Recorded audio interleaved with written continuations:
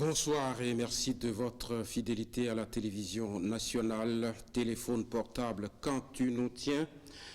Il ne nous quitte pas d'un pouce, au bureau, au marché, à la maison, quelquefois même au lit. La technologie nous a rendus tous esclaves du téléphone mobile et le gros bénéficiaire de cet état de fait, c'est évidemment l'opérateur de réseau GSM.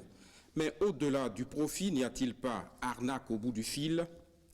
Nous tenterons ce soir de faire une incursion dans l'univers ténébreux de la téléphonie mobile au Bénin, avec au menu les licences, leur gestion, les cahiers de charges, la réglementation en vigueur au Bénin, la régulation, évidemment, la couverture nationale, la qualité des communications, leurs coûts et autres taxes. Mes invités ce soir, Serge Edgar Koudjo, secrétaire général du ministère de l'économie numérique et de la communication. Bonsoir, monsieur le secrétaire général. Bonsoir, monsieur Mara. Hervé Guédégbé, le secrétaire exécutif de l'autorité de régulation des communications électroniques et de la poste, ARCEP. Bonsoir, monsieur Guédégbé. Bonsoir, monsieur Mara. Et monsieur Robin Akromessi, je l'appelle la voix des consommateurs. Il est le défenseur des abonnés ce soir. Bonsoir, monsieur Akromessi. Bonsoir, monsieur Mara. Nous avons également tenté d'inviter un représentant des opérateurs de réseau GSM. Malheureusement, notre offre n'a pas été acceptée. Ils ont décliné donc l'invitation. Pour démarrer ce débat, il faut rappeler que le vendredi 10 février, le ministre de l'économie numérique et de la communication, Madame Rafiatou Monrou, a rencontré les responsables des opérateurs des réseaux GSM au Bénin. Le point de la rencontre avec William Tchoké. On va à la régie et on revient sur le plateau. Quelle est la qualité des services offerts aux populations par les réseaux de téléphonie mobile? C'est la question au cœur de cette discussion. D'un côté, le ministre de la Communication et l'organe de régulation, de l'autre, les responsables des 4 réseaux opérants au Bénin. Acte 1 de cette séance, la parole au réseau GSM. La qualité du service n'est pas stable. Parfois c'est bon, parfois c'est pas bon. Il y a des moments où on arrive à appeler, ça passe très bien. Il y a des moments où on arrive à appeler et puis on se rend compte que effectivement le succès de l'appel n'est pas évident. La nuance peut s'expliquer par le poids statistique, parce que là, les tests sont faits ponctuellement sur des volumes d'échantillonnage très réduits. Acte 2, les rectifications de l'organe de régulation, il fallait faire certaines mises au point pour éviter l'amalgame, selon le secrétaire exécutif de l'ARCEP. La question de qualité, nous avons décidé, après appel à commentaires, des seuils qui sont dans cette décision. Cette décision a été exploitée pour prendre des mesures de qualité. Des mises en demeure ont été données aux opérateurs donc pour régler les écarts. À la date d'aujourd'hui, un opérateur qui est en écart par rapport au seuil fixé est susceptible donc d'être sanctionné. Les 6 MOS, c'est de la responsabilité totale de l'opérateur de ne pas laisser trafiquer sur son réseau ces trafics. Entre-temps, le ministre va questionner les cahiers de charges. Dans les cahiers de charges, vous avez la responsabilité d'offrir aux Béninois un taux de couverture d'au moins 95% du territoire. Si vous ne faites pas ça, vous avez les pénalités. Et les pénalités iront désenclaver les zones blanches. C'est très clair. J'avoue que la population béninoise souffre énormément permettez l'expression, de la magouille des GSM. Disons-le en termes clairs. Vous achetez de crédit, vous ne consommez même pas, vous ne téléphonez même pas, mais quelques jours après, vous constatez quand même que ces crédits-là sont partis. Ou c'est parti. Puis déclare ceci pour sonner la fin de la récréation, l'acte 3 de la rencontre. Que vous continuez de vendre de manière illimitée les 4 SIM alors que vous n'avez pas de ressources réseau, ce n'est pas possible. Il y a des messages, quand j'entends, ça m'interpelle au plus profond de moi-même. Acte 4, plus rien ne sera comme avant. Ils ont pris le ferme engagement d'améliorer leurs prestations vis-à-vis des abonnés. Donc nous avons pris bonne note en ce qui concerne la réduction des tarifs, vous avez, chers opérateurs, une semaine pour désactiver les symboles sur les réseaux. L'ultimatum est lancé et dès la semaine prochaine, les consommateurs devraient constater la diminution des coûts et l'amélioration des prestations des réseaux de téléphonie mobile. Merci William Tchokier. La première question à M. Aklomesi. L'ultimatum de Madame le ministre a expiré depuis quelques jours. La qualité de la communication s'est-elle améliorée? Le coût a-t-il baissé? Les SIM-box ont-ils été désactivés? On devrait l'avoir constaté. En principe, oui.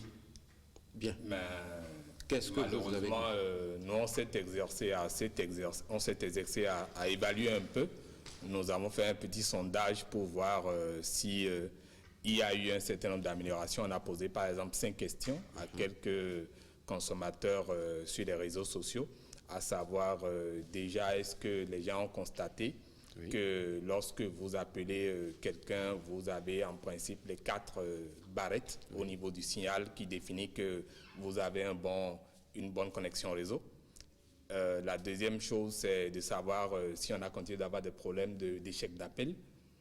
Et la troisième chose, on a voulu savoir si, par exemple, les gens ont constaté une certaine amélioration au niveau des coûts de l'Internet, puisque en fait, quand on a suivi la deuxième intervention de Madame, c'était clair que c'était par rapport à Internet qu'on a voulu réduire les coûts. Et donc, nous avons essayé d'évaluer un peu, mais la plupart des gens n'étaient pas satisfaits. Est-ce que les SIM-box ont été désactivés, puisqu'elle en a parlé? Les SIM-box, on a constaté quand même que certains appels venant de l'extérieur ont commencé par afficher vraiment les numéros. Maintenant, ça, c'est une question purement très technique, et puis en une journée, en principe, ça devrait être fait. Avant que je demande la réaction de l'autre côté, est-ce que ce que vous avez décrit tout à l'heure comme constat, est-ce que ça concerne aussi l'opérateur public? Parce qu'on peut imaginer que peut-être les privés n'ont pas vite suivi, mais le public. Justement, et c'est pour cela que nous avons été surpris de ne pas avoir vu la présence de Benet Télécom sur les lieux, parce qu'on s'est posé la question de savoir, mais Benet Télécom fournit aussi des services de télécommunication. Et nous avons énormément de problèmes avec Benet Télécom. Il y a beaucoup de gens, par exemple, qui sont sur Zekele, qui sont sur Kanaku, mais entre-temps, quand ils ont voulu céder le CDMA à l'un des opérateurs de téléphonie mobile privée, ils devraient s'occuper de réparer les préjudices qu'ils ont portés aux consommateurs. Mais jusqu'à la date d'aujourd'hui, nous n'avons rien eu. Et sur ces réseaux, nous avons toujours des problèmes par rapport à la connexion Internet avec Kanaku, malgré qu'on nous dise qu'on est passé à la 4e génération, au long terme evolution, mais malheureusement, la qualité reste très à désirer. Donc, il reste un problème sérieux au niveau de l'opérateur public. Il faut vraiment que les régulateurs, que le ministère puisse désormais ne plus faire une certaine forme de disparité dans la gestion, dans la régulation du secteur. Monsieur le secrétaire général du ministère de tutelle, vous venez d'entendre M. Aklomesi. Apparemment, les opérateurs de réseau GSM n'ont pas appliqué la mesure que Madame le ministre a annoncée. Ils avaient un ultimatum d'une semaine. Apparemment, il n'y a pas grand-chose qui a été fait. Qu'est-ce que vous répondez? Est-ce que d'abord vous avez fait le même constat? Je ne sais pas si vous avez constaté autre chose que M. Aklomesi.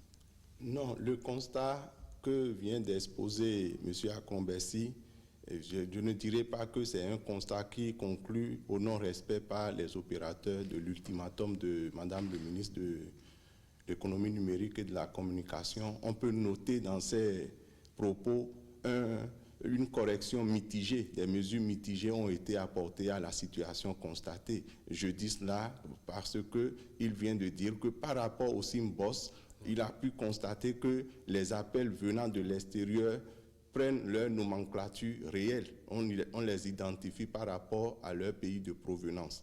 Il reste d'autres questions qui ont fait objet de l'ultimatum de Madame le ministre, la question de la qualité de service. La qualité de service telle qu'elle était dégradée, je crois, il y a une semaine, on note à partir de l'ultimatum, c'est-à-dire depuis le vendredi dernier, une meilleure fluidité quand on compare à il y a quelques jours avant le 10 février. Et je pense que cette fluidité que l'on note sur le trafic va être progressif. C'est déjà un début d'amélioration, mais il reste toutefois que l'ultimatum doit être respecté et les contrôles en cours de préparation au niveau de l'ASEP, s'ils révèlent que quelqu'un n'a pas été au niveau requis par rapport aux décisions qui imposent les niveaux de qualité, ce qui a été dit par le ministre, c'est-à-dire l'application des sanctions sera effectuée. Peut-être que le régulateur va nous parler justement des sanctions.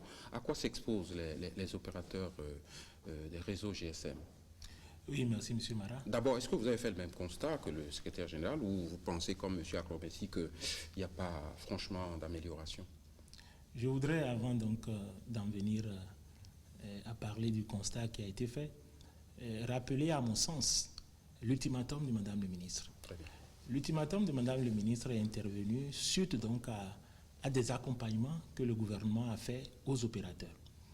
Il faudrait rappeler que dans cet univers du secteur des télécommunications, à un moment donné, les opérateurs ont posé des problématiques de déséquilibre économique de leurs activités. Cela veut dire, il s'agit de quoi? Il est intervenu donc en septembre 2015 une nouvelle réforme de la taxation du secteur.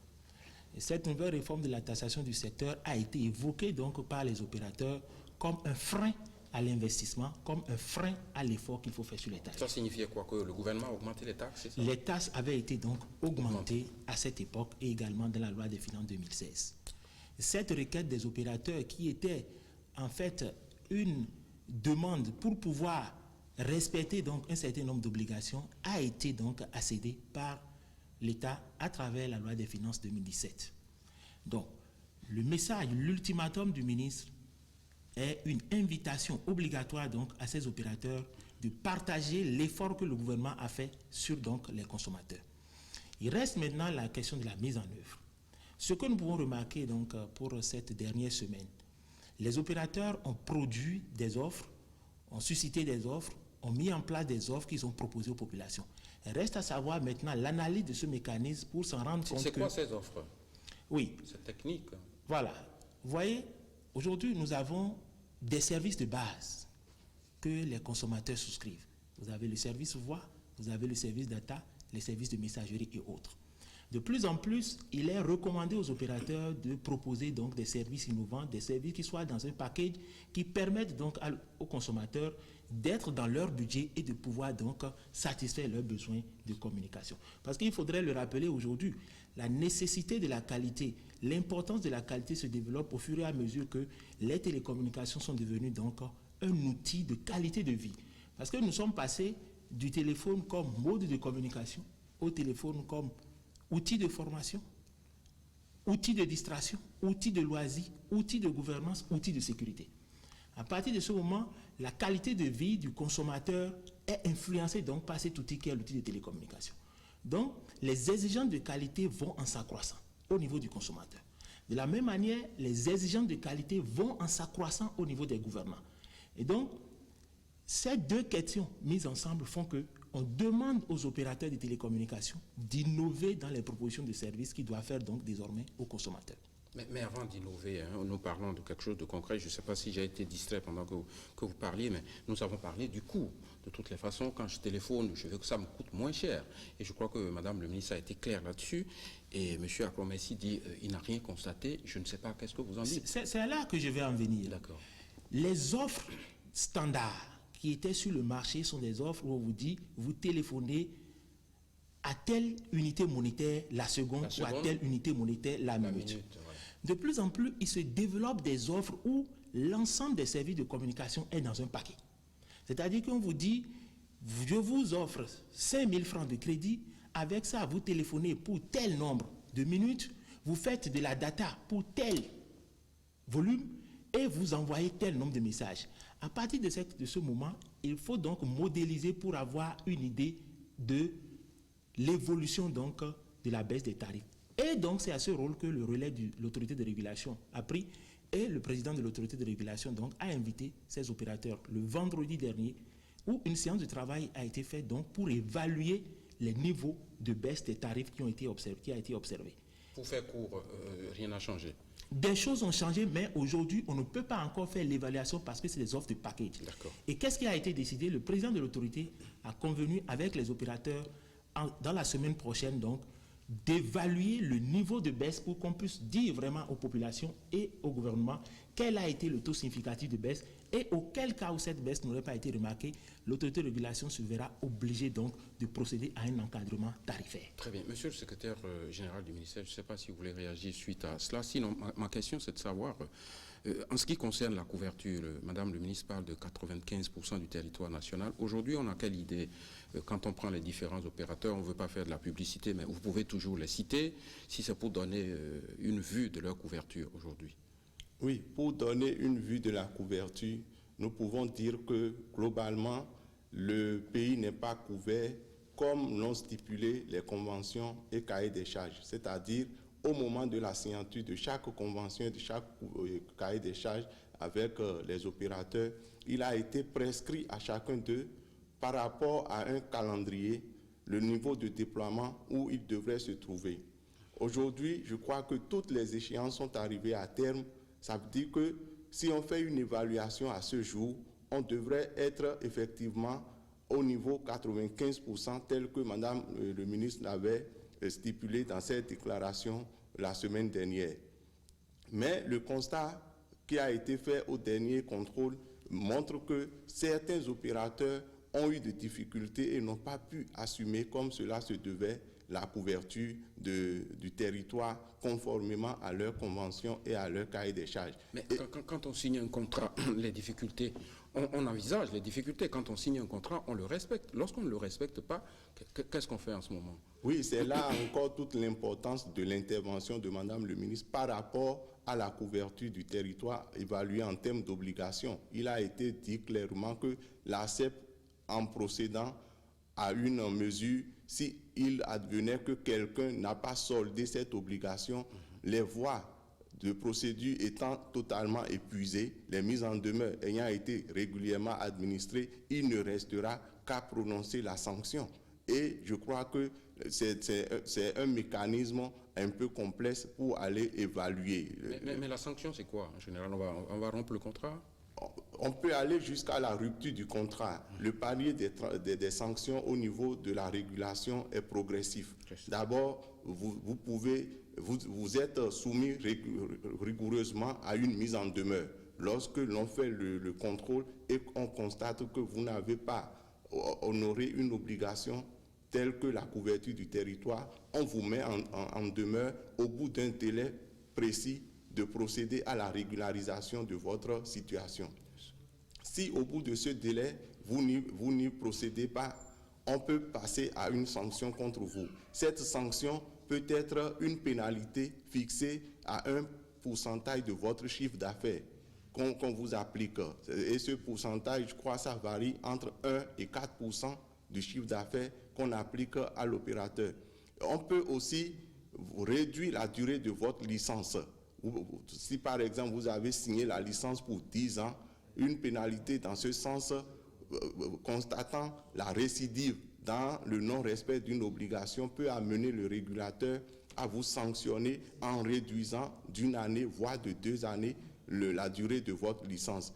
Ou lorsque toutes ces voies n'ont pas suffi à vous ramener sur le droit chemin par rapport au respect de vos obligations, le régulateur peut encore proposer au gouvernement le retrait pur et simple de votre licence. Voilà un peu comment sont graduées les sanctions que l'on peut appliquer à une obligation non respectée comme l'obligation de couverture du territoire. Avant de passer à M. Akromessi, me pardonnera, juste un mot sur l'autre dimension des cahiers de charges. En dehors de ce que nous avons dit, la qualité, la couverture, est-ce qu'il y a d'autres, disons, d'autres charges importantes pour les opérateurs, en dehors de la qualité, du coût qu'il faut revoir, de la couverture? Ils ont beaucoup d'obligations. Bon, les plus importantes. Les plus importantes, c'est que les services qu'ils fournissent doivent être fournis de façon équitable, transparente, objective et non discriminatoire. Cela veut dire que tout se concentre et se focalise sur la satisfaction du consommateur. C'est tout l'effort de régulation que l'on fait se ramène au niveau du consommateur. Toutes les autres questions, qualité, coût, si les consommateurs, dans leur large majorité, ne se retrouvent pas pris en compte, c'est que rien n'aura été fait. Monsieur Akromessi, le SG fait une bonne transition. Il a dit équité, transparence. Est-ce que vous avez le sentiment que nos opérateurs de réseau GSM sont franchement transparents? J'ai parlé de nébuleuse dans mon introduction. Vous avez trouvé le mot adéquat, mais je dirais encore que, en fait, semble-t-il, les opérateurs de téléphonie mobile et nos politiques semblent se mettre dans un même panier pour pousser... Pourquoi vous pensez oui, que... Oui, là je suis formel. Je suis formel et je vais vous démontrer ça tout à l'heure. On semble pousser le respect ou le mépris du scrupule presque aussi loin que le respect de l'étiquette, parce que on ne peut pas comprendre. Ça fait quand même depuis 2006 que nous avons vu le président Yahi Boni mettre une certaine pérille pour dire il faut que ce secteur puisse être bien promu, qu'on respecte mieux le consommateur. Et il est allé jusqu'en 2007 à faire mettre sous éteignoir certains opérateurs de téléphonie mobile, ce qui avait donné toutes les chances à Libercom de se positionner. Malheureusement, on n'a rien eu là. Et donc, on ne peut pas comprendre qu'il y ait eu autant de décisions, de mise en demeure, depuis de 2006 à aujourd'hui, ça fait quand même plus de 10 ans, et qu'on continue de les mettre en demeure pour nous demander à nous consommateurs de subir, de continuer de subir, de patienter. Qu'est-ce que l'État, les pouvoirs publics auraient dû faire? Il n'y avait pas d'autres alternatives que de passer à la sanction.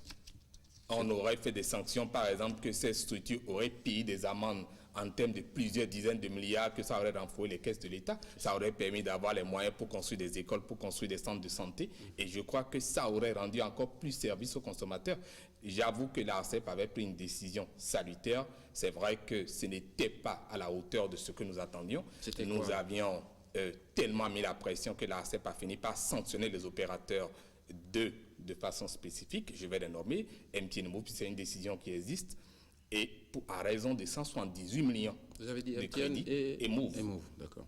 Et Tissalat et Pestel pour restitution de crédit et pour cause de surfacturation.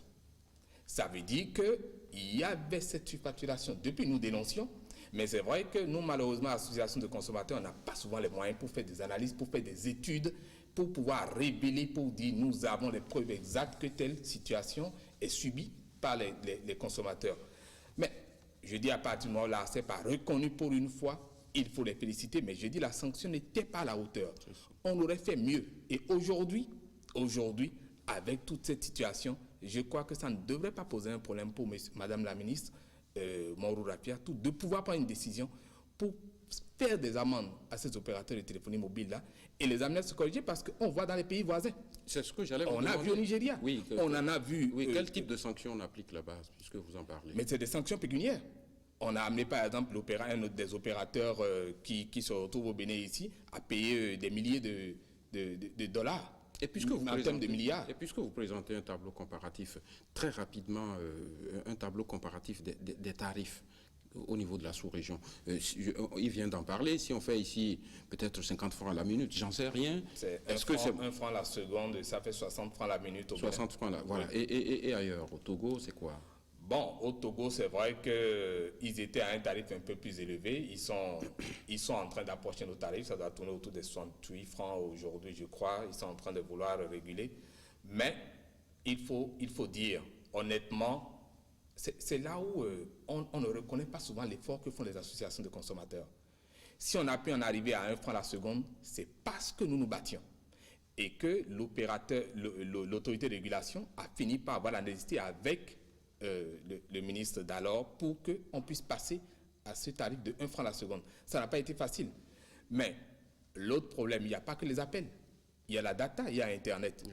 Et Internet, en fait, quand nous parlons d'économie numérique, si vraiment nous voulons y réussir, c'est qu'il aura fallu que nous ayons une très bonne qualité d'Internet, ce qui suppose qu'on aura un bon débit, donc une bonne capacité en amont, ce qui suppose que nous devions avoir un bon temps de latence et une bonne gig. Sinon, nous allons nous retrouver dans des situations les plus difficiles, c'est-à-dire que le consommateur n'est pas satisfait par la qualité de l'Internet, les nouveaux consommateurs potentiels ne vont pas s'intéresser, parce que si un paysan aujourd'hui va s'intéresser à la qualité de la connexion Internet, c'est parce que déjà, il aurait constaté qu'au niveau de son crédit, que ça ne disparaît plus.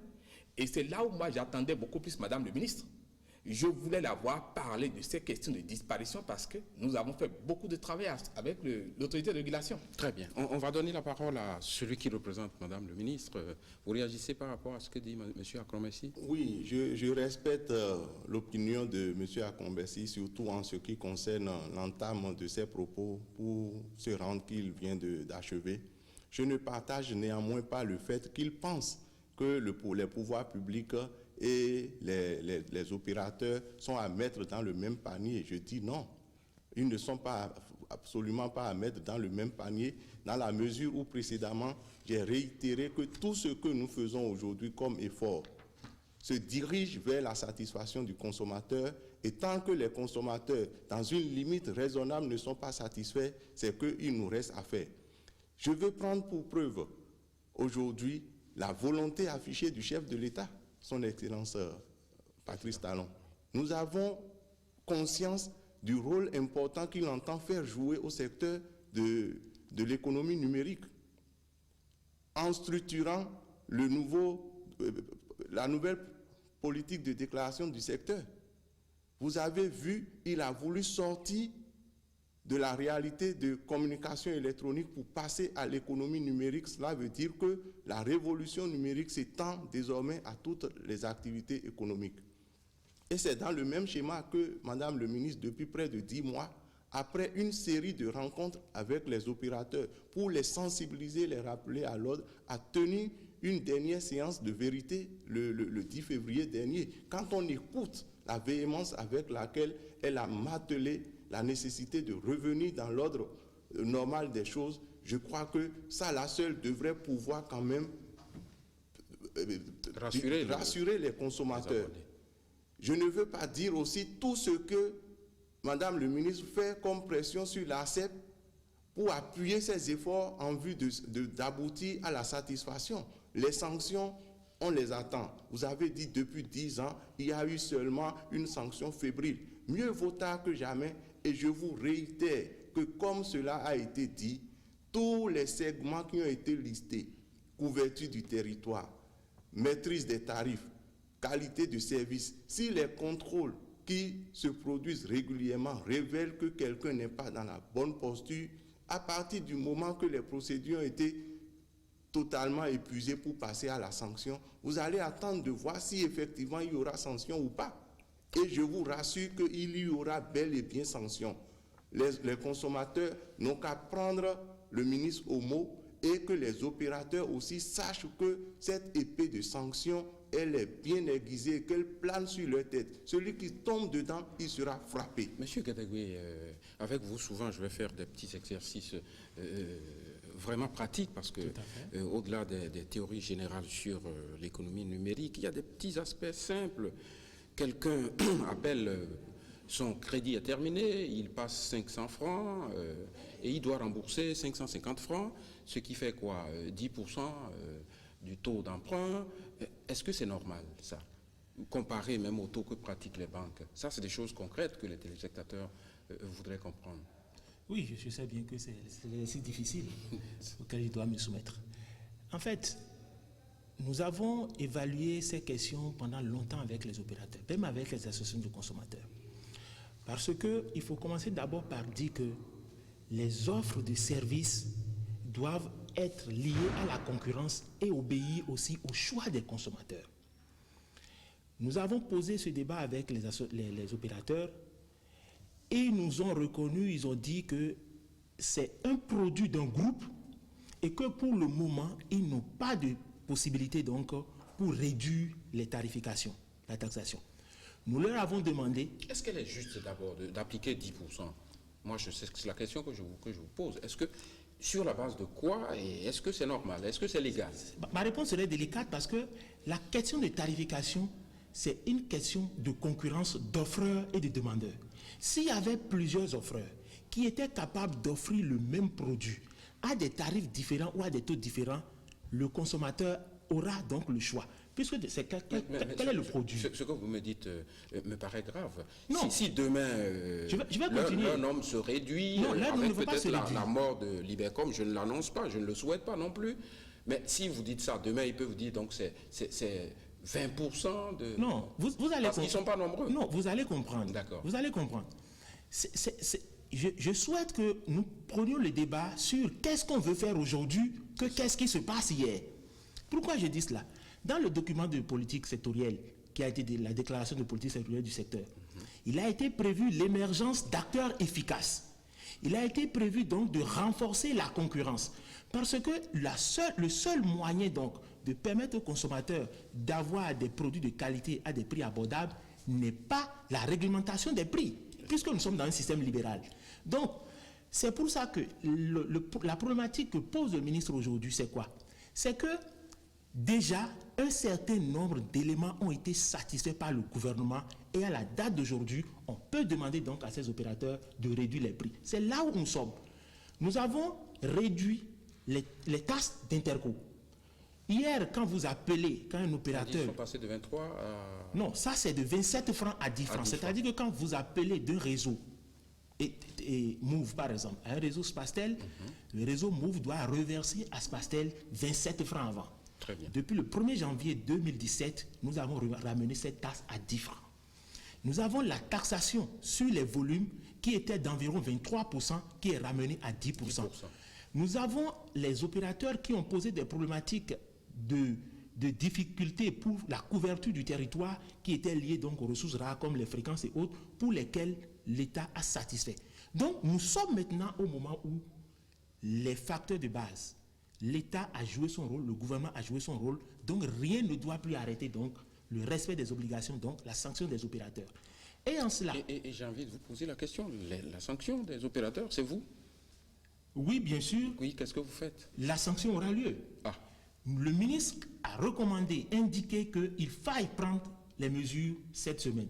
Je vous ai dit que le président de l'autorité a pris le relais et le vendredi dernier, une séance a eu lieu avec les opérateurs.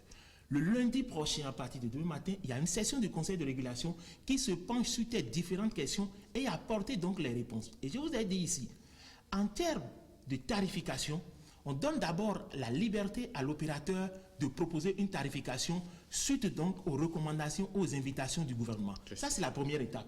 La deuxième étape, si on n'a pas d'effet, le régulateur est libre maintenant de procéder à une régulation du détail, donc en encadrant les tarifs. Et c'est là que nous irons, si l'effet souhaité par le gouvernement n'est pas obtenu, nous irons à l'encadrement des tarifs voies. Puisque il faut C'est-à-dire l'encadrement, l'État va fixer un peu comme l'essence. Pas l'État, le régulateur. Puisque quand on dit l'État, le régulateur indépendant va procéder à un encadrement tarifaire qui tient compte donc de tous les coûts que l'opérateur engrange dans la production des minutes de consommation. Un peu à l'image de carburant ou quelque chose comme ça? Un peu comme ça. Et nous le faisions déjà sur les services SMS. Aujourd'hui, dans les services SMS ont été donc encadrés et ça ne peut pas coûter moins de 10 francs. Ça ne peut pas coûter plus de 25 francs. Nous irons même à un autre encadrement également du service SMS puisque nous avons réduit les taxes d'interco également à 5 francs, ce qui était à 10 francs avant. Donc la semaine prochaine, l'évaluation de l'impact de la recommandation du gouvernement sera évaluée par rapport aux offres que les opérateurs vont adresser au public. Le régulateur va prendre une décision d'encadrement tarifaire donc sur les différents segments. Et pour en revenir donc à la question d'Internet, puisque la question de qualité de service et la question du tarif, c'est le volume qu'on donne également, à quel prix on donne. Le représentant de l'Association des consommateurs fait montre qu'à la séance du ministre, il n'a pas été question de discuter de l'Internet. Non, la question était globale. Quand le ministre parlait de la qualité des services et des tarifs de délivrance des services, on parlait de tous les services donc, de télécommunications, y compris l'Internet, y compris la voix, y compris toute autre chose. À propos d'Internet, je ne sais pas si c'est à vous ou au secrétaire général du ministère.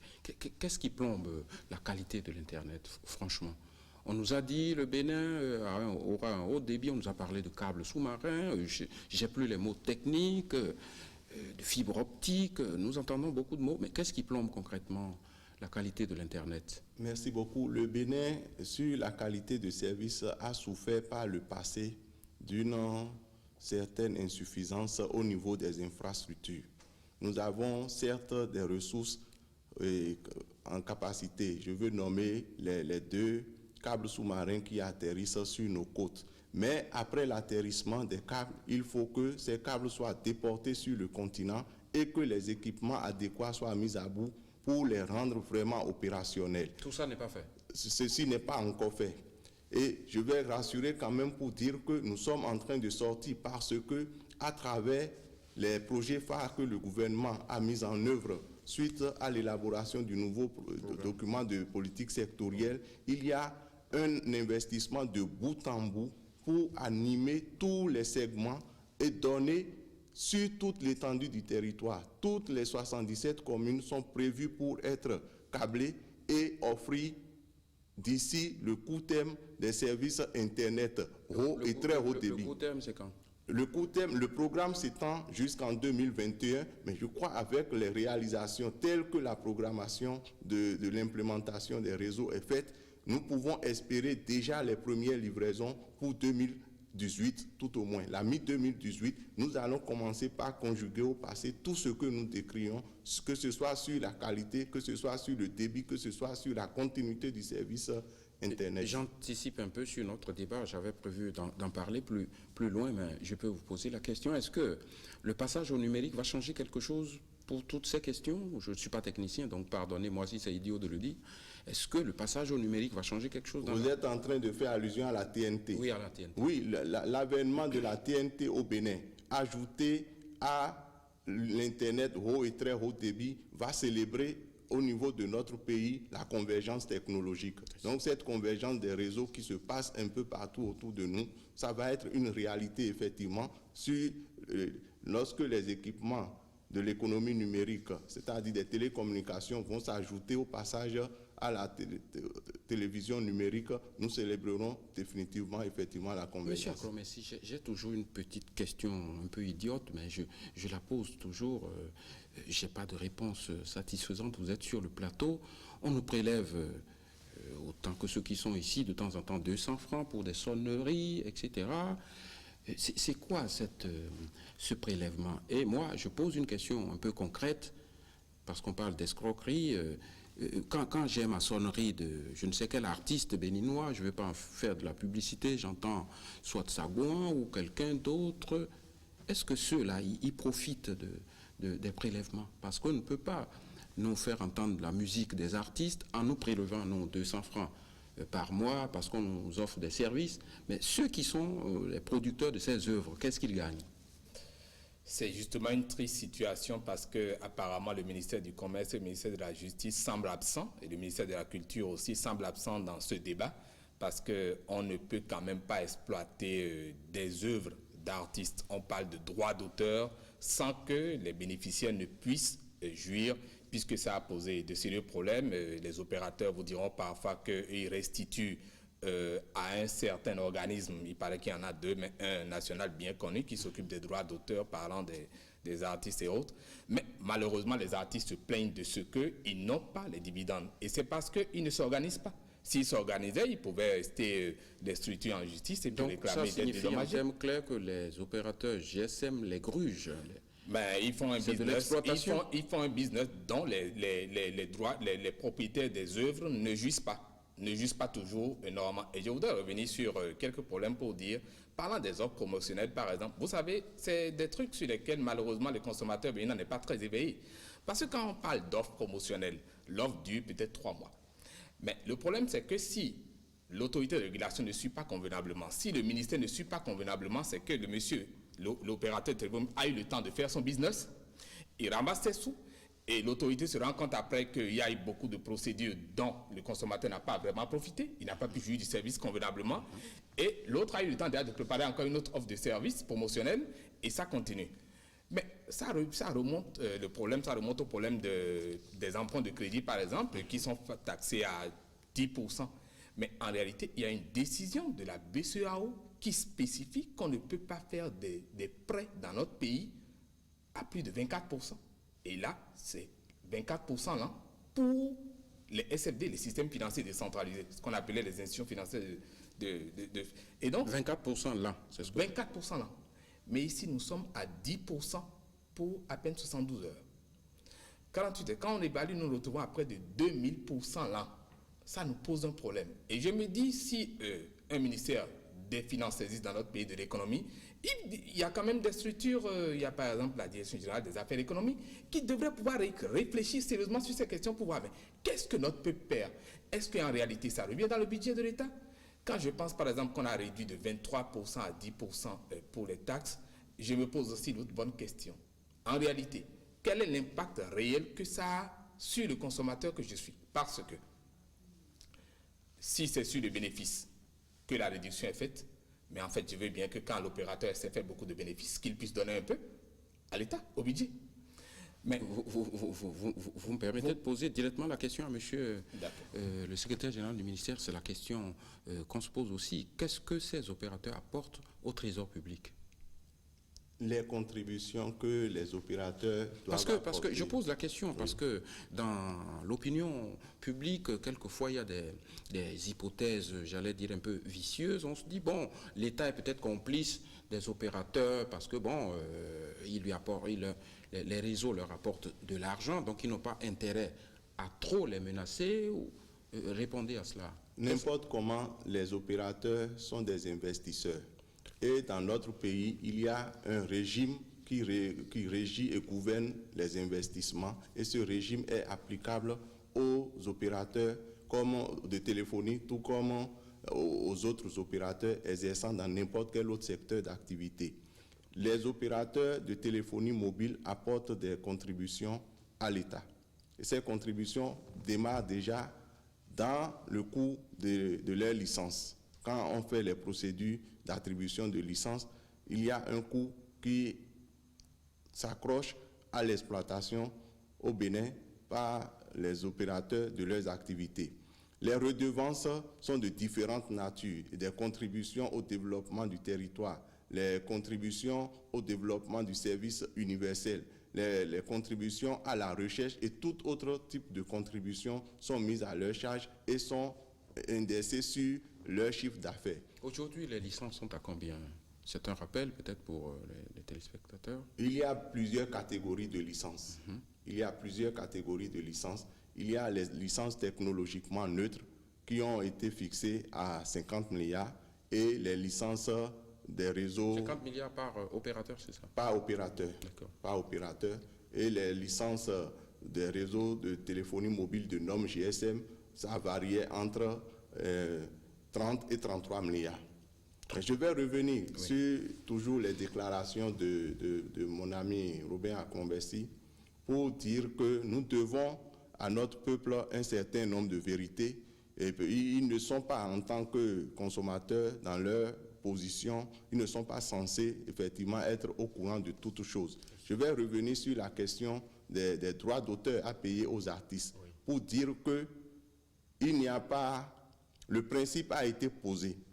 Notre cadre réglementaire connaît la jouissance par un artiste des droits attachés à ses œuvres. Et dans l'acceptation des offres liées aux œuvres d'art de nos artistes, il a été bel et bien prévu le principe du reversement par les opérateurs à travers le Bureau béninois des droits d'auteur des redevances attachées à cela. D'abord, c'est un atout pour... Est-ce que c'est fait? Est-ce que ça se fait? Et pourquoi ça ne se fait pas? Parce qu'il dit que ça ne se fait pas. Je vais dire en tout cas que c'est fait et je vais donner une petite preuve qui émane des artistes eux-mêmes. Il y a un artiste de l'OME, Anis Pépé.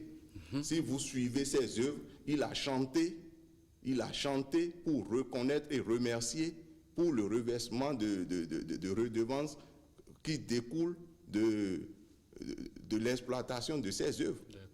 Et il n'aura pas été le seul à en bénéficier. Maintenant, lorsque l'on pose le principe, c'est dans une relation commerciale, c'est dans une relation contractuelle que vous allez garantir l'équilibre.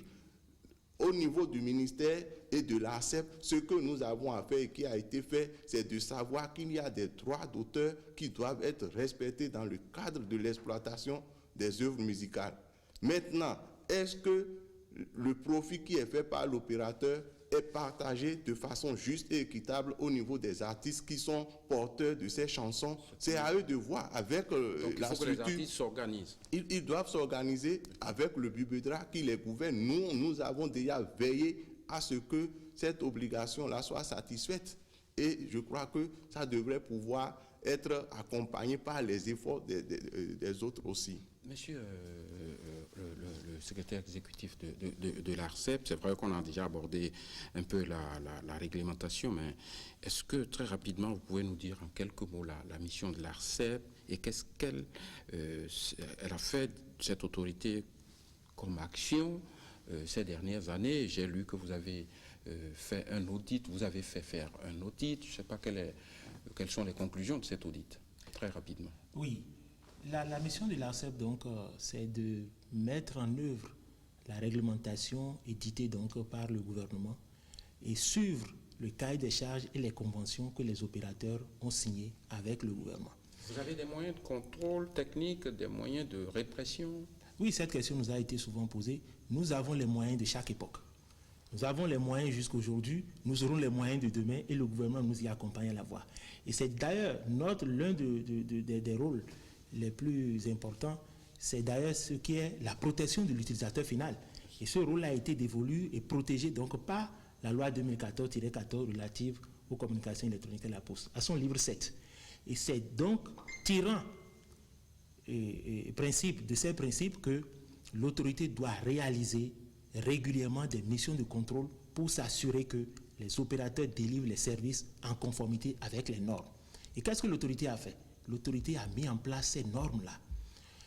Il a mis en place ces normes, les contrôles réguliers se font. On nous pose souvent cette question, et c'est ça la question du consommateur tout à l'heure, les sanctions comparativement aux autres pays. Je voudrais dire solennellement que le Bénin a adopté un modèle de régulation santé. Qu'est-ce que ça veut dire? Contrairement à d'autres pays où on laisse l'opérateur faire et on vient le sanctionner, au Bénin, on fait du contrôle a priori. Avant qu'un opérateur ne lance des offres sur le marché, l'autorité de régulation doit lui donner un accord, obligatoirement. Ça se déroule en 72 heures. Donc, contrairement à d'autres pays, l'offre est lancée, puis les problèmes se posent. Deuxièmement, la question de la couverture, nous l'avons évaluée, les mises en demeure ont été données aux opérateurs. Il faut reconnaître qu'aujourd'hui, aucun opérateur ne respecte les conditions et les seuils de couverture du territoire. Aujourd'hui, c'est parce qu'ils n'ont pas de moyens, c'est quoi? C'est bien cela, c'est pour ça que je dis que c'est le moment maintenant. Pourquoi maintenant? Ils ont souvent posé des problèmes de facteurs de base. Nous avons des problèmes d'électricité pour couvrir certaines zones, nous avons des problèmes de route, nous avons des problèmes de taxes, nous avons des problèmes de fréquences. Mais ils savaient ça avant de signer les conventions, j'imagine. C'est bien cela. Et c'est pour ça que le gouvernement actuellement a fait l'effort donc de régler ces facteurs de base qui étaient problèmes. Aujourd'hui, s'il n'y a plus de délestage pour le citoyen, c'est qu'il n'y a plus de délestage également pour l'opérateur économique de télécommunications. Donc, il ne peut plus en justifier donc pour ne pas offrir des services de qualité. Si la taxation a été réduite, ça a été réduit pour que ça puisse impacter. Et vous avez posé la question tout à l'heure de savoir quel intérêt l'État a à réduire de 23% à 10%. L'État ne peut pas prendre cet excédent, cette taxe qu'il a réduite pour aller distribuer à tout citoyen. C'est pour ça que l'État demande en retour donc aux opérateurs de jouer ça donc sur les tarifs. Donc c'est pour le profit du consommateur donc que l'État a choisi de réduire ses recettes budgétaires donc pour apporter un souffle. Et ça se passe de cette manière. C'est l'un des outils d'intervention budgétaire donc pour impacter la vie sociale du citoyen. Parce que c'est le climat des affaires qui est comme ça. L'État demande maintenant, moi, j'ai réduit les taxes pour vous. En retour, vous devez impacter donc les populations. Donc, de façon ramassée, nous faisons les contrôles, nous avons les outils pour faire les contrôles. À des moments donnés, l'évolution technologique, nous sommes obligés aussi d'anticiper sur l'évolution technologique. Les opérateurs, tout à l'heure, dans leur déclaration, certains posaient les problèmes. Quel est l'échantillon pour pouvoir faire les tests? Et nous leur répondons souvent, le dernier client est aussi utile et la qualité doit être protégée même pour le dernier client. Et très prochainement, l'un des outils qui permet en temps réel de suivre le comportement des réseaux sur toute l'étendue du territoire national sera acquis donc par l'autorité de régulation et le suivi sera plus ou moins en temps réel et non simplement comme des campagnes forêt. Monsieur Couillot, une question qui revient souvent. Aujourd'hui, c'est quoi l'état de santé de l'Ibercom? C'est quand même l'opérateur public. Est-ce que c'est encore un opérateur viable? Bon, c'est un secret de polichinelle. L'état de santé de l'opérateur public de téléphonie mobile Libercom, il est de notoriété publique que ce réseau se porte assez mal. Mais je vais dire qu'il y a des réflexions assez approfondies au niveau du gouvernement pour décider du sort de Libercom. Je vais demander que l'on permette que les réflexions là arrivent à terme et que, puisque ça relève de la stratégie, nous n'allons pas lancer de la psychose, nous sommes en train de travailler à ce que Libercom puisse, dans la mesure du possible, être sauvé. Et de toute façon, sa situation sera connue de façon courageuse. Mais très concrètement, c'est le premier pratiquement opérateur au Bénin. Il est public, il est, on va dire, agonisant. Pourquoi? Mauvaise gouvernance? Qu'est-ce qui explique cette situation de Libercom? C'est la mauvaise gestion de ceux qui l'ont dirigé? C'est quoi le problème? Il y a un faisceau d'indices qui peuvent justifier de ce que l'on observe au niveau de Libercom. Les questions de mauvaise gouvernance ne sont pas en dehors de cette situation. Il y a également l'environnement dans lequel Libercom a évolué. Peut-être que Libercom est né avec des tas déjà dans un environnement où il a été confronté à des professionnels de statut et de renommée internationale. Il n'a pas pu survivre à leur velléité offensive en matière commerciale, certainement, et à tout cela, peut-être, s'était ajouté à des moments donnés des carences au niveau de la gestion. Mais toujours est-il que, comme vous le constatez, tout le monde voit que ça ne va pas au niveau de Libercom et qu'il faille prendre les décisions qui s'imposent pour que ça aille mieux. Monsieur Aklomessi, une question qui touche à ce que moi j'appelle la sécurité de la communication. Beaucoup de pays beaucoup plus avancés que nous ont connu ce problème. On parle d'écoute. Est-ce que vous avez le sentiment que nous avons une épée Damoclès sur nos têtes, que nous sommes suivis, nous sommes sur l'écoute? Est-ce qu'on viole nos libertés de téléphone? Qu'est-ce que vous pensez de cette question? Oui, c'est vrai que nous n'avons pas souvent les outils chez nous pour assurer la sécurité de nos données. Malheureusement, d'ailleurs, il y a un certain nombre d'actes qui ont été posés par l'ancien régime qui ont favorisé cela. C'est vrai, on croyait bien faire en créant le groupement d'intérêt économique qui devrait gérer, ou qui est en train de gérer le cap d'atterrissement ACE.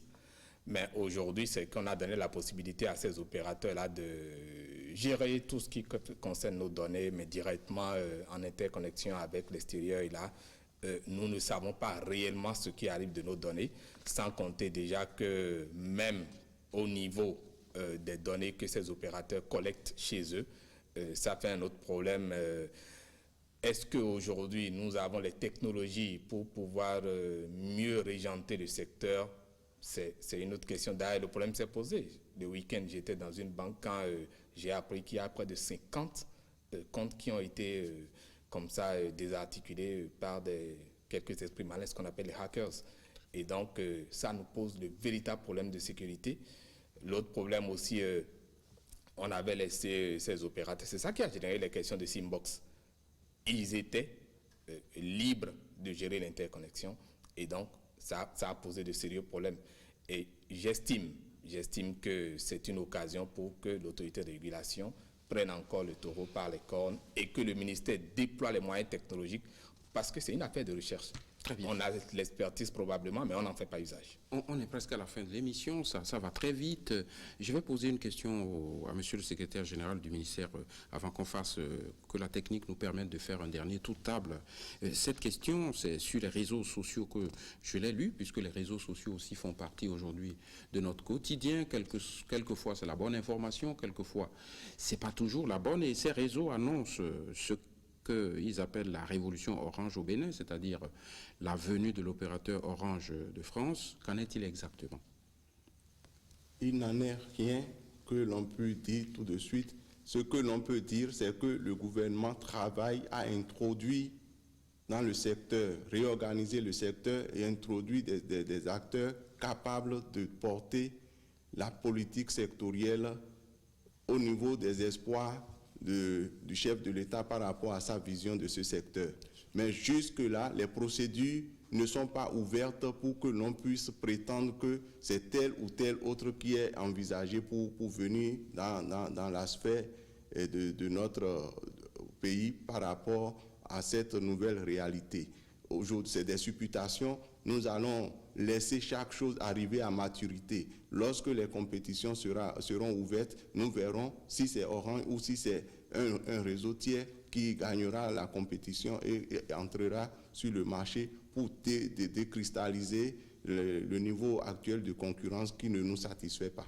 J'avais parlé de l'audit en me répondant. J'ai eu l'impression que vous avez oublié de répondre à cet aspect de la question. Vous aviez fait faire un audit en quelques mots, moins d'une minute. Le dernier audit de qualité et de couverture du territoire que l'autorité de régulation a réalisé a prouvé, a démontré que aucun opérateur ne respecte les seuils de couverture à cette échéance.